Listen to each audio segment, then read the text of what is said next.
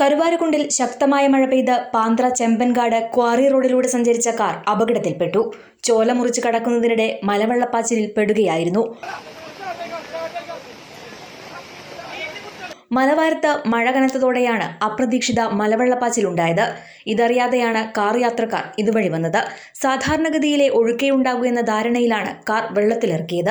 Car അപകടത്തിൽപ്പെട്ടതോടെ യാത്രക്കാർ ബഹളമുണ്ടാക്കി. ഇതോടെ നാട്ടുകാരെത്തി രക്ഷപ്പെടുത്തി. കാറും കരയ്ക്ക് കയറ്റി. നാട്ടുകാരായ ഷഫീഖ് അലി ഇടുമ്പൻ, യൂസഫ് പാന്ത്ര, മുനീർ ചമല എന്നിവരാണ് രക്ഷാപ്രവർത്തനത്തിന് നേതൃത്വം നൽകിയത്.